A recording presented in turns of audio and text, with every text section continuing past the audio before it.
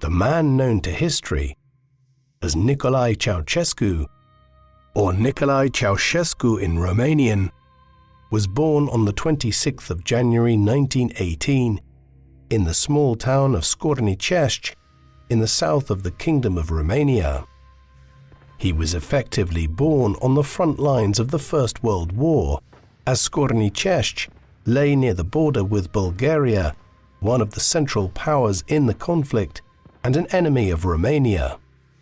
Though the Romanian government was already in the middle of negotiations to accept peace terms from Austria-Hungary and Bulgaria in early 1918, Russia's imminent withdrawal from the war having left Romania surrounded by its enemies. Nicolae's father was Andruta Ceausescu. He came from a very modest family background of sheep farmers in southern Romania. He was a politically active individual who during Nicolae's youth supported the Peasants' Party, an agrarian socialist movement. Nicolae would absorb many of his father's political views, though it was a relationship fraught with difficulty in other ways. Common report from those who knew the Ceausescu family in Scornicești during Nicolae's youth was that his father was an alcoholic and physically violent towards his wife and children.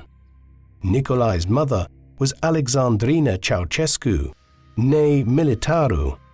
She came from a modest family as well, one with a history of having served in the Romanian revolutionary forces back in the days when Romanian nationalists were attempting to free themselves from Ottoman Turkish rule during the 19th century. Nicolae was her and Andruta's third child, two daughters, Nicolina and Marin, having been born in 1914 and 1916. There would be 6 further children, 4 boys and 2 girls. The youngest, Ion, was born in 1932. Somewhat infamously, one of Nicolae's younger brothers was also named Nicolae, legend having it that their father had drunkenly given him the wrong name when he was being officially registered. Later, the younger Nicolae adopted the name Andruta as his middle name to distinguish himself from his older brother. Nicolae would grow up during a period of mixed fortunes in the history of Romania.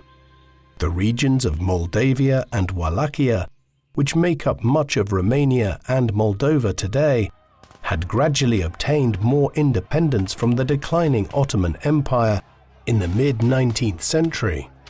Then in the late 1870s, at the end of one of the most consequential of the many Russo-Turkish wars of the 18th and 19th centuries, Romania and Serbia both acquired full independence from the Turks. 3 years later, in 1881, Romania became the third European country of the 19th century, after Belgium and Greece a half a century earlier, to invite a German prince to become king of their country. King Carol I was a scion of the House of Hohenzollern. He would rule for nearly 3.5 decades and was succeeded by his nephew, Ferdinand I, who was on the throne when Nicolae was born. Although the treaty that the Central Powers had imposed in 1918 was punitive, it was soon renounced by Romania, which entered the war again in the dying days of it. Thus, through the newly negotiated Treaty of Trianon of 1920, Romania regained the territory it had ceded 2 years earlier and gained a large portion of Hungary. This meant that unlike in many other European countries, the monarchy of Romania survived the First World War and remained popular. When King Ferdinand died in 1927, it ushered in a period of growing crisis, as his son and heir, Carol, had previously entered a problematic marriage which saw him bypassed in the succession in favor of his infant son. King Michael I was just 5 years old when he became ruler of Romania. He would be deposed by his own father 3 years later, who became King Carol II. Compounding all of this was the onset of the Great Depression late in 1929, after the Wall Street crash in the US. Matters were not helped by the personality of the new king, who, in line with growing extremism in European politics, sought to establish a kind of royal dictatorship.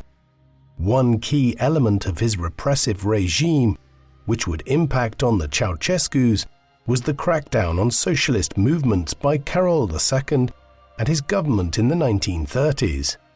More broadly, ethnic tensions remained in the Balkans, as Hungary and Romania still viewed each other as having lands which rightfully belonged to either a Greater Romania or Greater Hungary, while Bucharest also viewed Moldavia and parts of the broader region of what had become the Ukrainian Soviet Socialist Republic within the USSR as rightfully being parts of Greater Romania.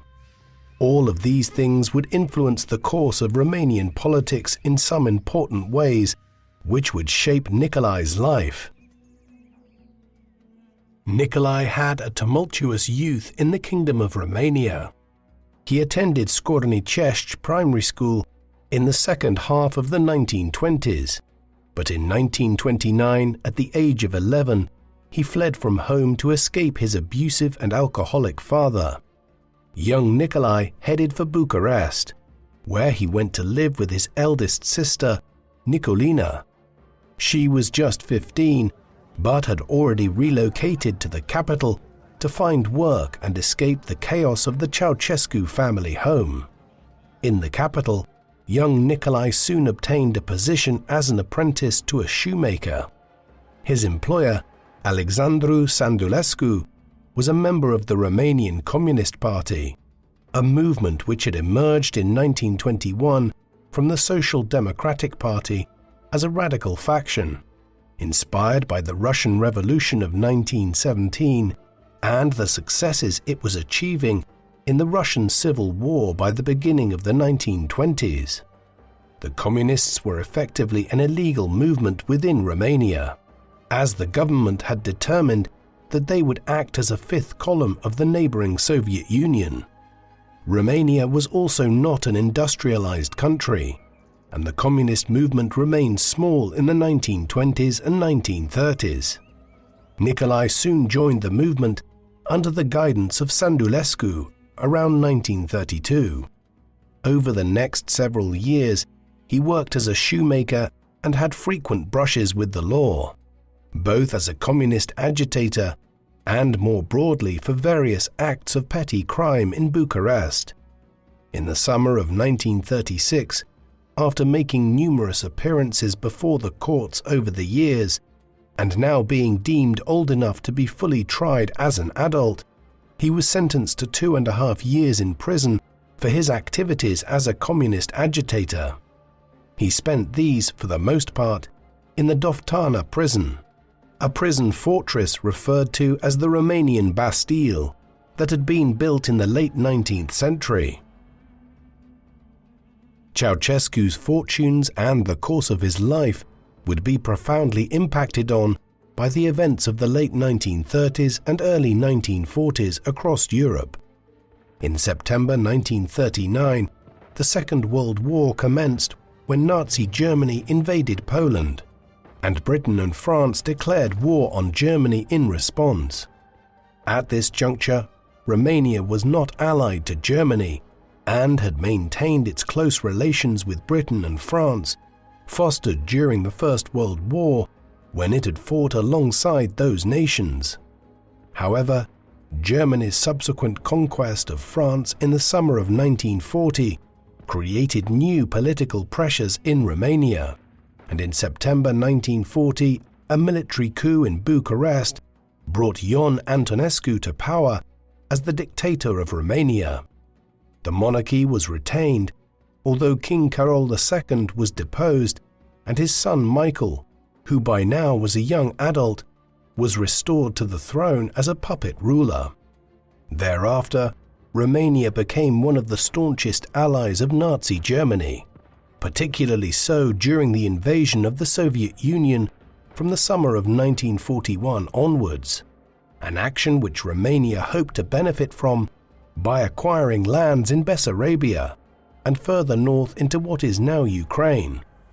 Of all its allies, even Italy, Romania would commit more troops to the Eastern Front than any other Axis power beyond the Germans themselves, particularly along the southern front in Ukraine and the Black Sea region eastwards towards Stalingrad. Antonescu's military regime was also extreme in its repressive and genocidal policies, not only persecuting the substantial Romanian Jewish population along Nazi lines, but also largely driving the concomitant genocide of the Romani and Sinti minorities. When the Second World War broke out, Ceausescu was not long out of jail in Romania. He would not be free for long. In the months that followed, he was still being observed by the state as a communist agitator. This took on additional significance in the context of Soviet expansion into the Moldavia region, and the fear that Moscow intended to encroach further into Romania during the general crisis that was gripping Europe. The more hardline government under Antonescu began detaining communist suspects, and Ceausescu would spend much of the years between 1940 and 1944 imprisoned by the right-wing military regime. This was in various detention facilities, many of them effectively concentration camps. One was especially important. In 1943, Nicolae was sent to Târgu Jiu internment camp and was imprisoned there in a cell alongside a certain Gheorghe Dej, a senior member of the Romanian communist movement. Gheorghe Dej would be the communist ruler of Romania within a few years. Had Ceausescu not been imprisoned with him, he would not have become his close political ally, and the world would probably never have heard of Nicolae Ceausescu. Thus, while Nicolae spent much of the war in various detention centers, he left it with close ties to the future leadership of the country. In the end, communist agitators in Romania were not freed through events in the country, but as a result of the general progress of the war in Eastern Europe. After a period of immense success in the summer and autumn of 1941, the combined German, Romanian, and Italian invasion of the Soviet Union had stalled in the winter of 1941. Stalemate ensued in 1942. Then, with victory for the Russians at the Battle of Stalingrad in early 1943, the Soviets began a massive counteroffensive. By 1944, they were progressing across a huge front in Belarus and Ukraine. Initial efforts were made to launch forays into Romania as early as March 1944 through the Black Sea. However, it was not until mid-August 1944 that the major Soviet offensive into Romania began. By then, German resources were stretched thin, as fronts had been established by the Allies all over Europe, and within days of the Russian incursion, the regime began to collapse. King Michael, who had been little more than a puppet ruler under Antonescu, led a coup on the 23rd of August, and a few days later, the Soviets began to occupy most of the major cities and towns. Sporadic fighting would continue for several weeks, but by late August 1944, the country was effectively under Soviet occupation. As this occurred, the communists of the country, who had always been a limited movement in a largely agricultural society, suddenly found themselves in a position of unprecedented power and leverage. A transitional period followed in which the monarchy was retained and elections were held as the country was rebuilt after the war. But in the final days of 1947, the monarchy was brought to an end and the Socialist Republic of Romania was brought into being as a communist regime within the Soviet bloc. Ceausescu's personal life changed in the immediate aftermath of the war in ways which would impact on Romanian life too. Back in 1939, during his brief hiatus from being in prison around the start of the Second World War, Nicolae had begun a relationship with a woman by the name of Elena Petrescu, a woman from a peasant family who, like him, had moved to Bucharest at a young age and found work as an assistant in a laboratory there. She joined the Communist Party in the late 1930s, and it was through mutual connections that they met. Their relationship survived through infrequent meetings during the times Nicolae was free over the next half a decade. On the 23rd of December 1946, they finally married. They would have 3 children, 2 sons and a daughter: Valentin, born in 1948, Zoya in 1949, and Nicu in 1951. Elena would become heavily involved in Romanian politics after her husband's ascent, as did many members of Nicolae's extended family, including his many siblings.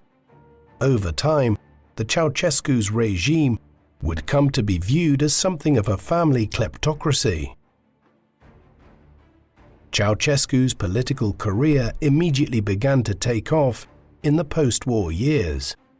Although the communist seizure of power was transitional during the Soviet occupation of the country from the autumn of 1944 onwards, when the Socialist Republic was formed after the abolition of the monarchy in late 1947, the first head of state was Constantin Ion Parhon, but real power rested in the hands of Ceausescu's mentor, Gheorghiu Dej, as General Secretary of the Romanian Communist Party.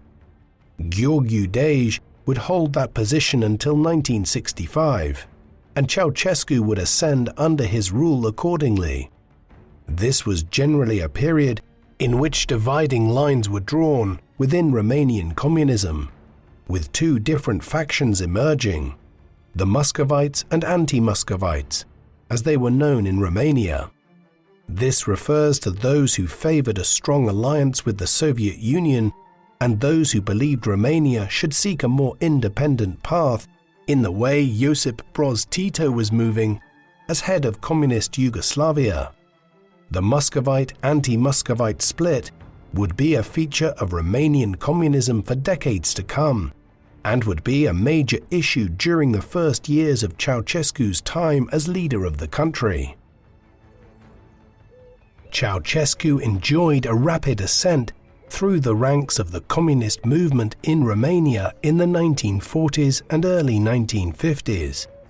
Early on after the war, he served as the head of the Union of Communist Youth, a branch of the Romanian movement designed to inculcate many Romanians into communism in the aftermath of the war. This, along with his close relationship with Gheorghiu Dej, acted as a springboard to his election as a member of the Great National Assembly, the new legislative body created in 1948 following the establishment of full communist rule, and which had over 350 members. While this indicated a growing perception of him as an up-and-coming member of the party, the National Assembly had limited practical power. Instead, real authority rested with the Central Committee and individual government ministers. Consequently, it was a major step forward when he was appointed as a secretary to the Minister of Agriculture, followed by the post of Deputy Minister within the same department in 1949. Then, in the early 1950s, he was transferred over to the Defense Ministry, and finally in 1952 was made a member of the Central Committee. All of this was a result of the purging of other party members, as the anti-Muscovite faction, led by Gheorghiu Dej, won out over the Muscovite faction. 2 years later, Ceausescu was made a full member of the Politburo, making him, at 36 years of age, part of the governing body of a dozen or so individuals who controlled the Romanian state. The former apprentice shoemaker had come a long way from his humble beginnings. One major policy, which Ceausescu played a substantial role in during these years in his positions within the Ministries of Agriculture and Defense, was the collectivization of agriculture. Collectivization was a policy which had been pioneered in the Soviet Union back in the 1920s. The idea was to create large collective farms that would be run by the state. In theory, this would create more efficient farms, which would require less labor, and workers would then be freed up to move into cities and towns and begin working in the factories, which the Romanian government was looking to establish. Nearly everywhere it was put into practice, collectivization led to resistance, as small farmers were reluctant to essentially have their small holdings subsumed into large state-run collective farms. In his role as secretary and deputy minister within the agriculture department in the late 1940s, Ceausescu was involved in planning the collectivization strategy, which was eventually launched in 1949. Then, in the 1950s, in his role within the security services and as a member of the Politburo, he oversaw its often violent implementation, particularly so in the late 1950s, at which time the government had to resort to mass arrests of tens of thousands of peasants to get them to accept the radical changes that were being insisted on. Collectivization was successfully achieved by the mid-1960s, and increased industrialization followed, but at a price in terms of the violence it engendered in Romanian society. Ceausescu's career and life were nearly cut short on the 4th of November 1957. That day, he and several other senior Romanian communist officials were traveling on board a small Russian Ilyushin plane to Moscow as a delegation for their country to the 40th anniversary celebrations of the Russian Revolution of 1917, when the plane crashed near the runway at Vnukovo Airport in the Russian capital. Ceausescu and several others escaped with some serious injuries, while one member of the Romanian delegation was killed. It is important in assessing Ceausescu's later approach to the Soviet Union that few people at the time believed this crash to be entirely accidental. Gheorghe Dej had already begun to take a more independent line from Moscow by 1957, and he was supposed to have been on the plane, only pulling out at the last minute. To many, it appeared as though the Soviets had planned the accident to get rid of the Romanian leader. Although he survived this incident, within a few years, Gheorghe Dej was suffering from lung cancer. He died on the 19th of March 1965. By that time, Ceausescu had risen to a high position within the regime, but he was far from being considered the clear successor to his former mentor. Instead, a power struggle ensued in which figures like Gheorghe Apostol, the vice president of the Council of Ministers, vied for control of the government.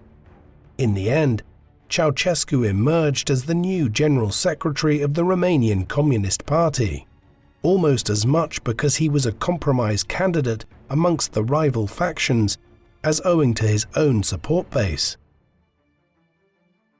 Ceausescu had risen to become the head of the communist state in Romania by the late spring of 1965 as General Secretary of the party. Still, it remained to be seen exactly what kind of leader he would be. Not all communist leaders between the 1940s and 1980s across Eastern and Central Europe were autocratic dictators where one man ran the state. There were many cases where considerable collegiality between a group of politicians prevailed. Ceausescu's own predecessor, Gheorghe Dej, was a powerful figure, though not all-powerful, while the post-Stalin era in Russia had seen the development of considerable collegiality and sharing of power within the Politburo in Moscow. Ceausescu took things in a different direction by consolidating his control over the Romanian Communist Party after 1965. In December 1967, for instance, he assumed the position of President of the State Council, in addition to that of General Secretary.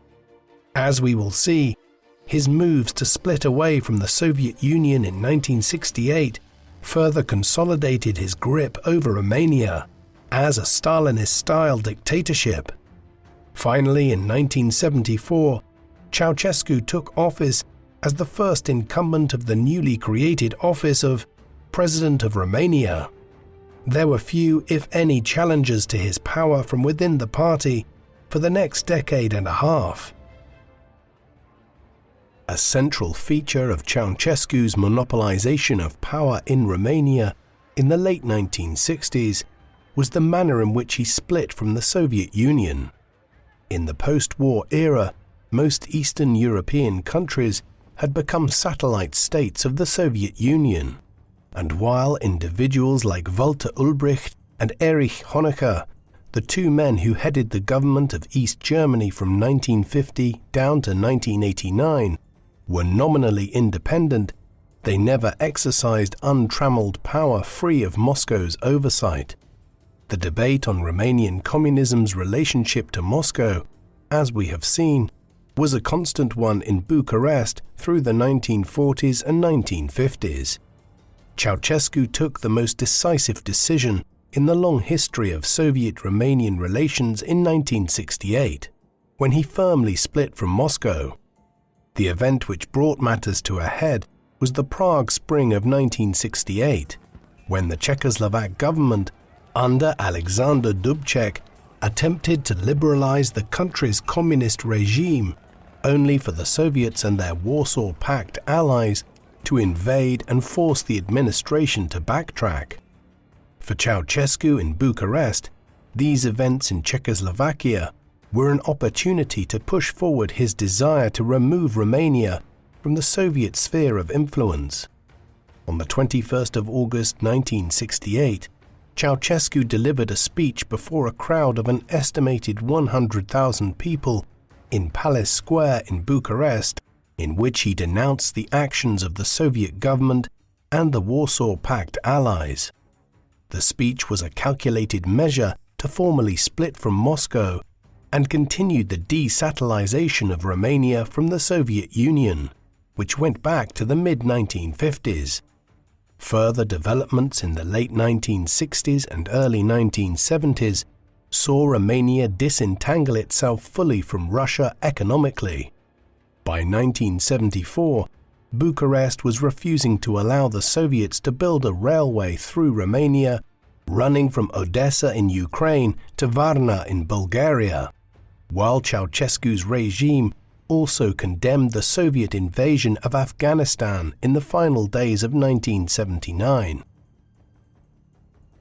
In the midst of the crises of 1968, as the Prague Spring was being brutally crushed by the Soviet government of Leonid Brezhnev, Ceausescu calculated that he could use the opportunity to complete the split from Moscow and withdraw from the Warsaw Pact. He did not do this without serious calculation, though. If Romania was to split from Russia, it needed allies elsewhere. Luckily for the regime in Bucharest, there had been a growing divergence ever since the death of Stalin a decade and a half earlier between the Soviet Union and China. Thus, even as relations with Moscow thawed considerably, Ceausescu was cozying up to Mao Zedong and the government of the People's Republic of China. Indeed, it may well have been that Romania's growing alliance with China was the reason why Brezhnev and the rest of the Politburo in Moscow did not decide on military action against Romania as well in 1968. All of this was clearly attested to on the 3rd of June 1971, when Ceausescu was on a state visit to Beijing. In a carefully stage-managed conference between Ceausescu, Mao Zedong, and one of Mao's most senior allies, Zhou Enlai, the conversation constantly alluded to the dictatorial approach of Moscow to international communism. In the midst of this, Ceausescu declared in reference to the Prague Spring, quote, "We were in Czechoslovakia a few days before the invasion, and we met with the party leadership, with the working class. There was no danger to socialism." This was all part of the desatellization process of the 1960s and 1970s. An additional component was the manner in which Ceausescu followed China's lead in beginning to normalize diplomatic relations with the United States from 1971 onwards. A somewhat unexpected element of this from the early 1970s onwards is that Ceausescu began to emerge as a fairly prominent figure within the non-aligned movement. This had emerged in 1956 through the initiative of numerous countries like India and Tito's Yugoslavia, the goal being to create a third grouping within the Cold War world of neutral countries that were not aligned with either the US and NATO or the Soviet Union and the Warsaw Pact. Although Ceausescu did not make Romania a major member country of the NLA, he did follow many of its precepts from 1965 onwards and drove forward numerous initiatives which it had spearheaded. For instance, he was anxious to normalize relations between the various countries of the Balkans and to try to put aside the ethnic tensions which had characterized the region since the Ottoman Empire began to decline in the late 18th century. He also steered an independent path on Israel, maintaining relations even after the Six-Day War in 1967 led to the occupation of the West Bank, the Golan Heights, and the Sinai Peninsula. Bucharest became notorious too for maintaining cordial relations with right-wing strongmen, notably the regime of Joseph Mobutu in Zaire and Augusto Pinochet in Chile. Finally, when most communist countries refused to participate in the 1984 Summer Olympics in Los Angeles, in retaliation for the US-led boycott of the 1980 Moscow Olympics, Romania did not join them and sent a full delegation to LA.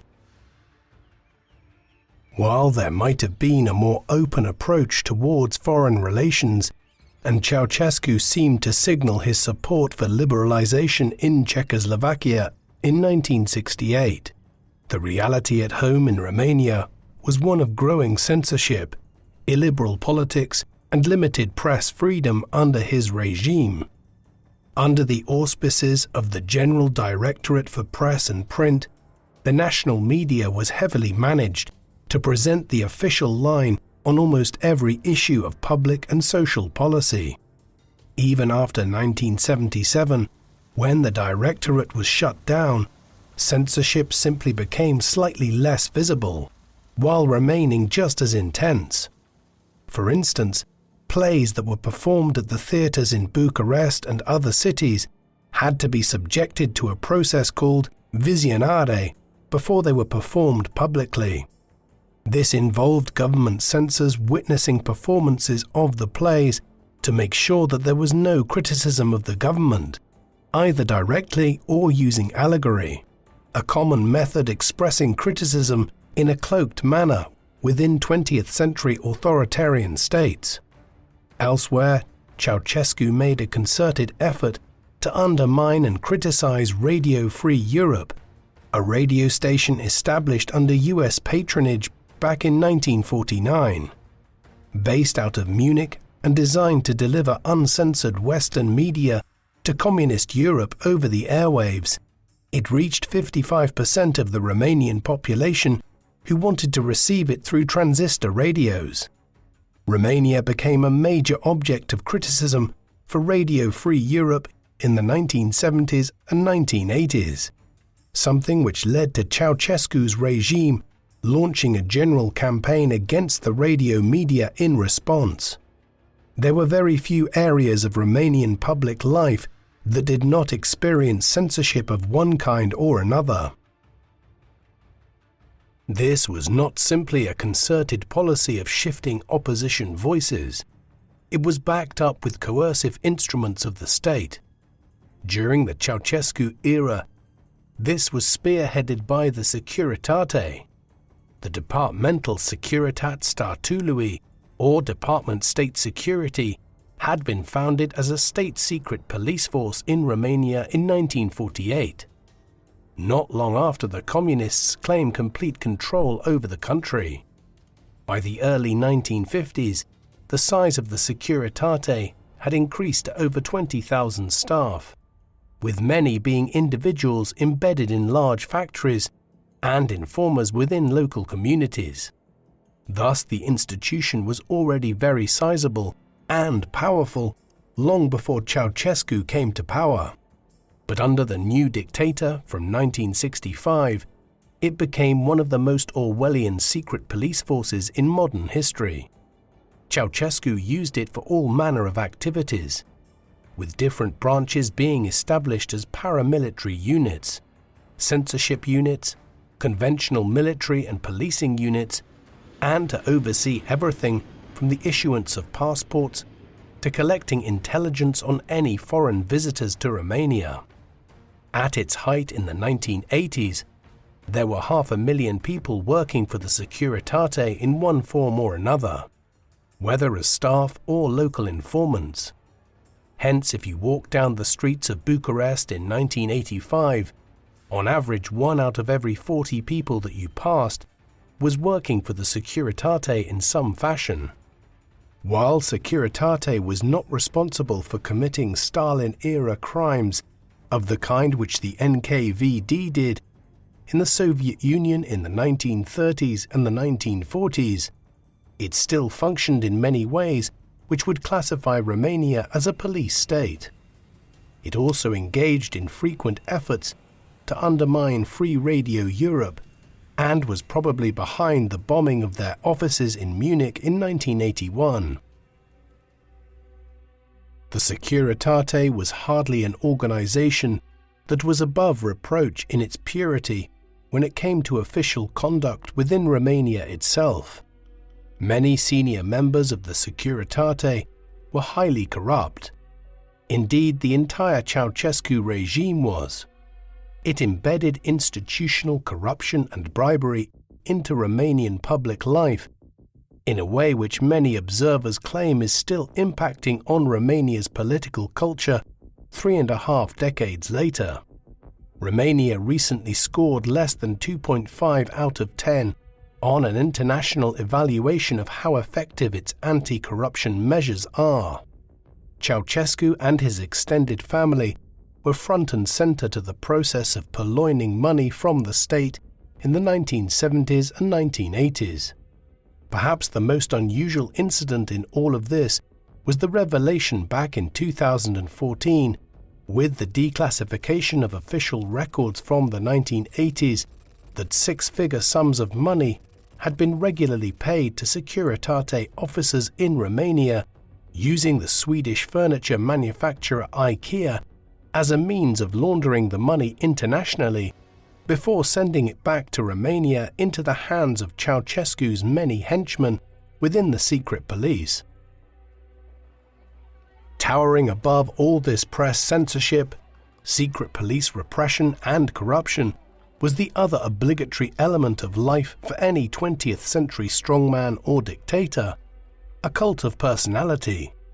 By the time Ceausescu came to power in the second half of the 1960s, there were no shortage of totalitarian leadership cults across the communist world for him to take inspiration from, be it Stalin, Mao in China, Kim Il-sung in North Korea, or his friend Mobutu in Zaire.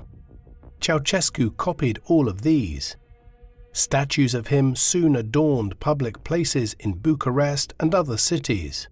His face greeted Romanians on the stamps they used to post letters, while in schools, children learned about the life story of their leader and his accomplishments, with Nicolae often being referred to in quasi-celestial ways as a saint, genius, or demiurge, a Gnostic term for the creator of the world. Unusually, this cult of leadership also began to extend to Ceausescu's wife Elena as the regime went on. something rarely found to the same extent in other 20th century leadership cults.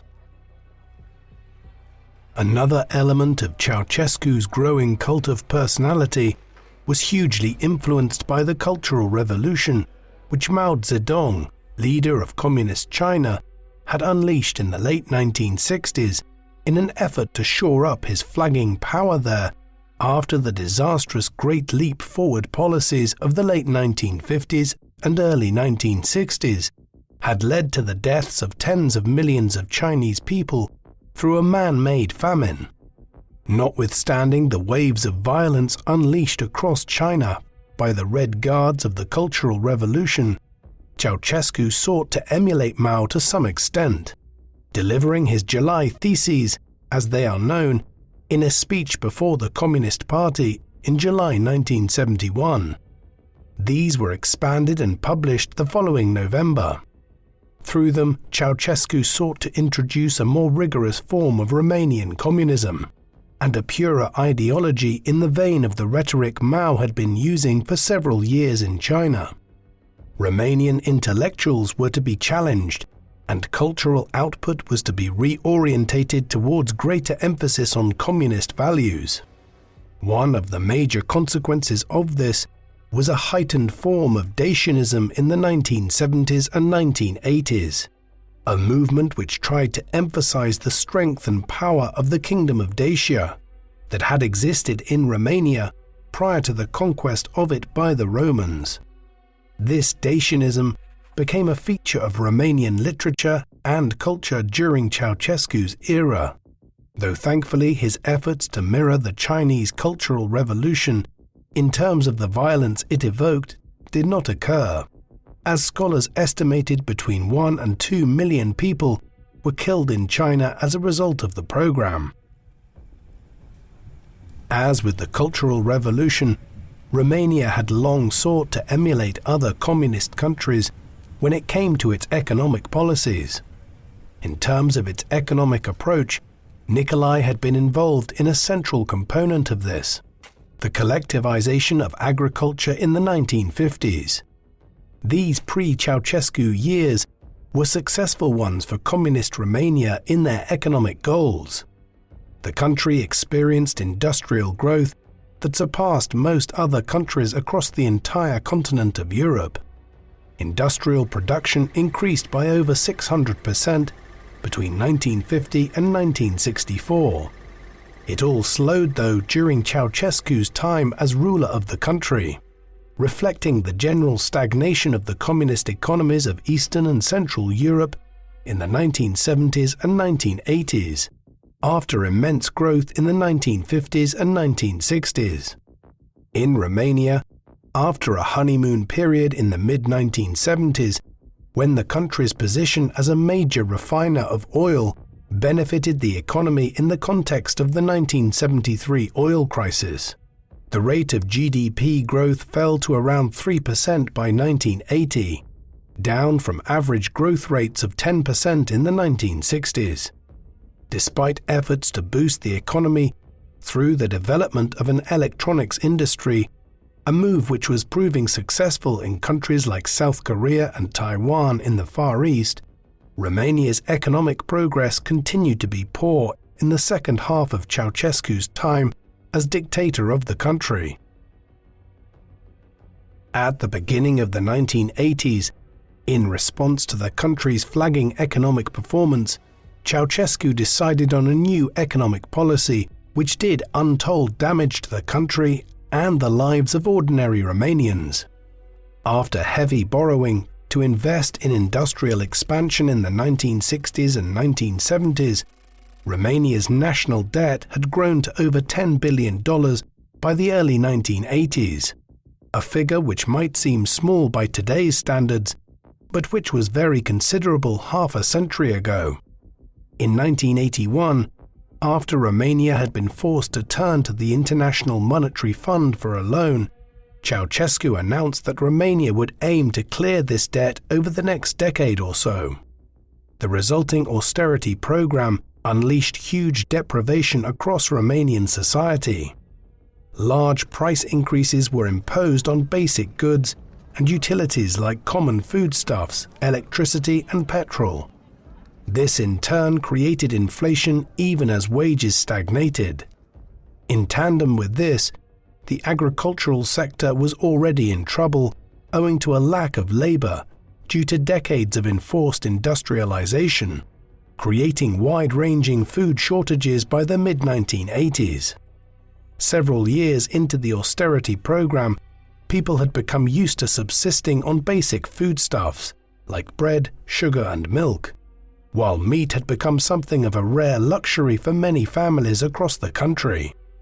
Rationing eventually followed, with calorie intakes limited at around 2,800 calories per day, a reasonably high level, especially by 21st century standards, but hardly an abundance in a time when people were more active, with many working in factories and on farms. Moreover, many people had to walk large distances every day to and from work, as petrol rationing was also introduced in the mid-1980s. The radical austerity program was effective in the end, with Romania's national debt being quickly paid off through the 1980s, but it created enormous resentment towards the regime. Ceausescu's efforts to pay off the national debt were indicative of one of the key ways in which his regime became so oppressive. In theory, it was developed as a benign policy approach. What country, after all, wouldn't want to have its national debt eliminated? But in seeking to achieve this, he inflicted much suffering on the Romanian people. The same was true of Ceausescu's approach towards the demography of Romania.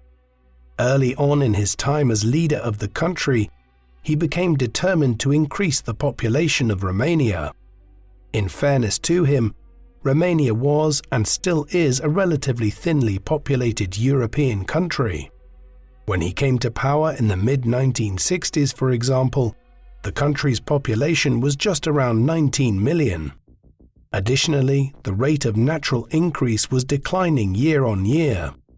Compare this with the fact that the population of Britain, the island which is almost exactly the same size as Romania, was 54 million in 1965.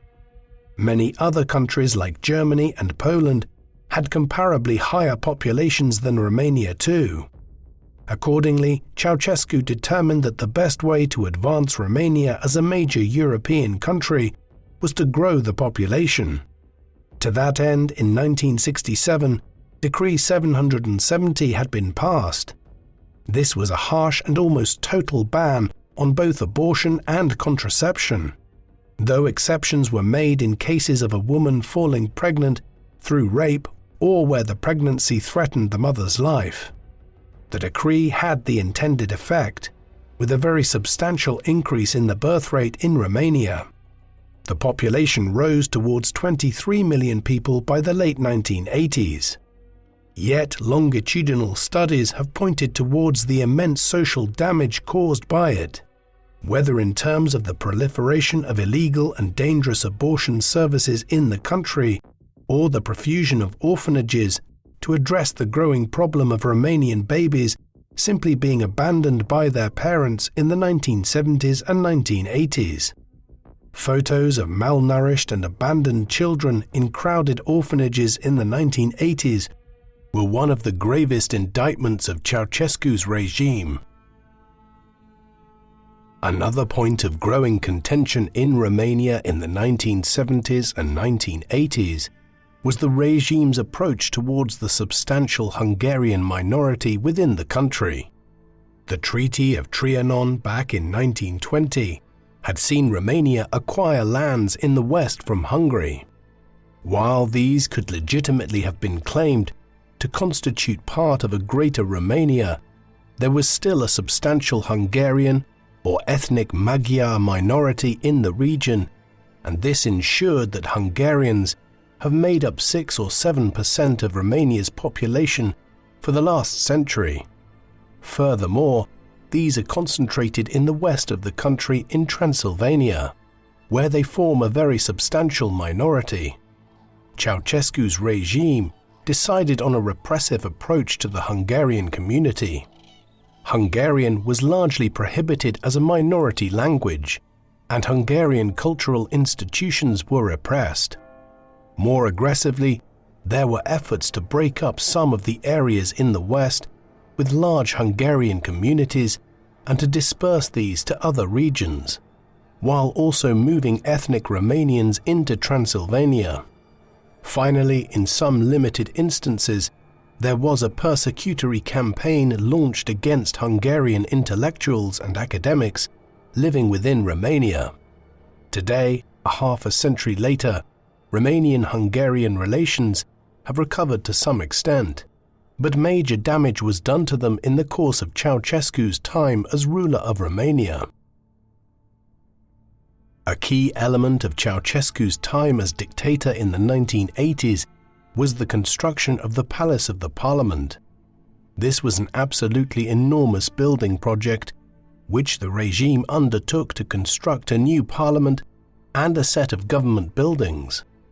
It would sit astride the Dealul Spirii hill in the center of Bucharest, and the building would be a testament to Ceausescu's regime. There is no doubting it was impressive. The palace still dominates the skyline of this section of the Romanian capital. It is one of the heaviest buildings in the world, standing over 270 foot high and with a floor area of nearly 4 million square foot across 12 floors. The weight of it is over 4 million metric tons, and it is the second largest administrative building in the world, trumped only by the Pentagon in the United States. Construction work began in 1984, and it involved hundreds of architects and thousands of workers in the years that followed. Ultimately, the Palace of the Parliament would only be half completed in Ceausescu's time. It would not be finished until 1997 and cost an estimated $5 billion if price and currency are adjusted. It was an ambitious project and is still a testament to that ambition in the city of Bucharest today. But it was pure folly in 1980s Romania, a country that needed investment into basic services and economic growth, not ostentatious new offices for the members of the government and regime. Ceausescu's country had become something of an insulated state in the course of his time as ruler of it. However, even as work was being carried out on the Palace of the Parliament in the 1980s, the world was changing around Romania in ways which would soon impact on the country and bring Nicolae's time as dictator there to an end. The decade had begun, ironically enough, with an intensification of the Cold War, as Ronald Reagan became president of the United States and adopted a hardline approach to the Soviet Union, most notably through a reigniting of the space race. However, this intense period of the Cold War, one fraught with more danger than at any time since the Cuban Missile Crisis, was just as swiftly followed by a cooling off of tensions as Mikhail Gorbachev became head of the Soviet Union in 1985. Gorbachev was determined to reform the Soviet Union after 2 decades of economic stagnation through policies like glasnost and perestroika, whereby Western ideas would be discussed in a more open framework. Unwittingly, he brought about the destruction of the USSR, as the late 1980s saw communism as an ideology being questioned all over Eastern and Central Europe. By 1988 and 1989, there were opposition movements emerging to the established communist regimes in many countries, and in the autumn and winter months of 1989, a series of events in Central Europe would lead to the fall of the Berlin Wall. These forces of reform and change soon entered Romania. By the late 1980s, the economic situation was not good. Ceausescu's efforts to pay off Romania's national debt, combined with the closed nature of its economy, had damaged domestic growth. This happened at the same time that enormous sums of money were either being corruptly stolen by the regime or else squandered on the Palace of the Parliament. Hence, when political change swept across Europe in the late 1980s, Romania was primed for unrest. A revolt of sorts had already occurred in November 1987, when upwards of 20,000 workers went on strike and violence erupted in the city of Brasov. It was suppressed eventually, but pointed towards the discontent which was spreading across the country.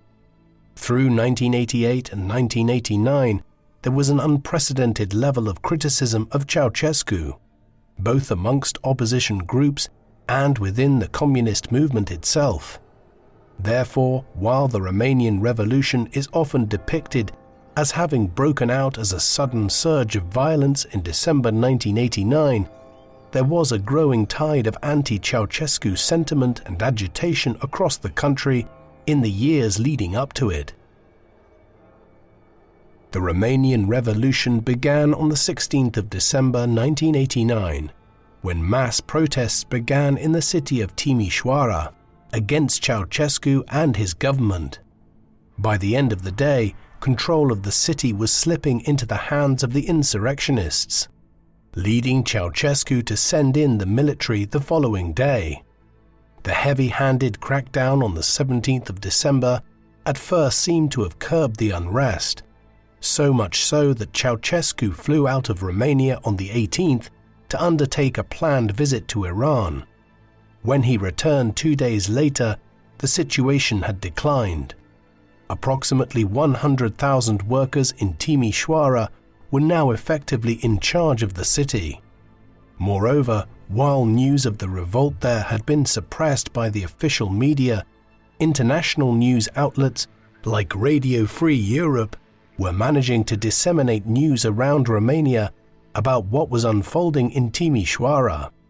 Consequently, when Nicolae gave a speech at a mass event in Bucharest on the 21st, in which he tried to re-establish confidence in the regime, it descended into chaos as the crowds interrupted his speech and drowned him out with shouts of protest. In the hours that followed, chaos swept across Bucharest and Romania, with huge numbers of people spilling out around the city and shouting slogans like "Down with the Dictator" and "Death to Ceausescu" in Romanian. As violence erupted between the security forces and the swelling number of revolutionaries in the city streets on the night of the 21st of December, Ceausescu tried to impose a brutal crackdown by declaring martial law and ordering tanks into the streets of Bucharest. The Minister of Defense, Vasile Mila, was declared to have committed suicide on the morning of the 22nd, after he had been removed from his position for committing treason. What this revealed was that Ceausescu was losing control of the military, the death knell of any dictator. He should have fled from Bucharest on the night of the 21st. Instead, he remained in the city and tried to cling to power. By the following morning, he realized that this had been a mistake and ordered helicopters to prepare to airlift him, his wife Elena, and others out of the capital. They managed to get to Târgoviște, but by then word was coming through that the helicopters would be shot down if they tried to carry on further. A final effort to escape by car followed, but they were detained by Romanian police around 3:30 that afternoon. The revolutionaries did not waste any time in placing their former dictator on trial. A military tribunal of senior security officers who just days earlier had been taking orders from Ceausescu placed the fallen dictator on trial on the 25th of December at Târgoviște. He was charged with a wide range of crimes, including genocide. Ceausescu refused to acknowledge the legitimacy of the court, and he was quickly found guilty that same day. He and his wife Elena were immediately executed by firing squad just 9 days after the Romanian Revolution had begun as a localized rebellion in Timișoara. Nicolae and his wife's remains were hastily and somewhat secretively buried as soon as the execution had been carried out. Doubts that their alleged grave was actually where they were buried led to their remains being exhumed in 2010, at which time it was confirmed that they were authentic through DNA tests. They were subsequently reburied at Bucharest's Ghencea Cemetery. The former dictator's burial was hastily arranged as those who were driving the Romanian Revolution by that time had other matters on their mind, specifically the formation of a new government and the transition to democracy for the first time in over half a century. Ion Iliescu was voted in as the first post-communist president of Romania, initially on an interim basis and then for a full term which would ultimately last down to November 1996. He oversaw the move to democracy, but the first stages of it were enormously tumultuous, not because of Romania's internal politics, but because the fall of communist regimes all over Eastern and Central Europe was leading to a reorientation of politics all over the continent. This was especially the case for Romania, where its two most significant neighbors, the Soviet Union and Yugoslavia, began fragmenting in the early 1990s into several countries. In the quarter of a century since Ceausescu's time, Romania has had mixed fortunes. It was successfully moved into the camp of democratic states within Europe, but it is far from perfect either. In particular, the culture of official corruption, which became so rife under Ceausescu, has remained a feature of Romanian politics and society, and even in recent years the European Union has scolded Bucharest for continuous backsliding on reforming this. The country's politics and officialdom remain problematic in a number of other ways, but then this is common for most post-communist states in Europe where illiberalism and political problems are common. On the other hand, Romania successfully applied for membership of the European Union following Ceausescu's fall and joined along with Bulgaria in 2007. This has led to considerable economic improvement in the country, which has averaged annual GDP growth of 5% for much of the 21st century. Conversely, EU membership also opened up the gates to mass emigration from Romania to other parts of Europe, and where the country's population had reached a historic peak of 23 million right at the end of Ceausescu's reign, it has fallen to below 19 million today, a considerable fall in a country which is one of the least densely populated countries in the entire continent, especially so for one with such a mild climate and large amounts of productive land. Nicolae Ceausescu was unusual amongst the dictatorial rulers of Eastern and Central Europe towards the end of the Cold War, in that he was not just removed from power, but was placed on trial and quickly found guilty and executed, along with his wife. We might ask why this happened. The leaders of other countries, like East Germany, Poland and Hungary during the Cold War, generally escaped with very little or no punishment at all in the late 1980s and early 1990s, as the regimes they had led or worked for collapsed. Some even transitioned into successful political careers in the emerging democracies of the 1990s. This was not the case with Ceausescu.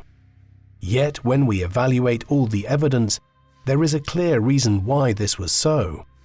There was an enormous resentment towards the Ceausescu regime in Romania by the late 1980s.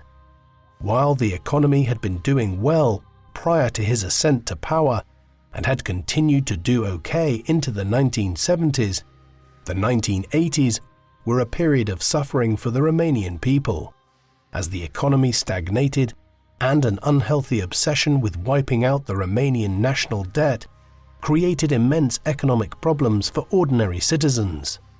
All of this occurred against the backdrop of censorship, rampant official corruption, and the exorbitant expense of building the Palace of the Parliament, a vanity project which contrasted so sharply with the suffering of the ordinary people of Bucharest who watched it being built from 1984 onwards.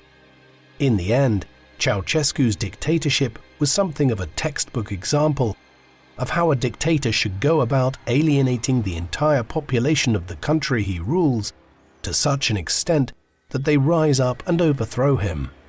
He had nobody but himself to blame. What do you think of Nicolae Ceausescu? Was he the worst of the Cold War dictators to still be ruling a European country towards the end of the 1980s? Or was his punishment in 1989 perhaps excessive when we consider what happened elsewhere as communism came to an end? Please let us know in the comment section. And in the meantime, thank you very much for watching.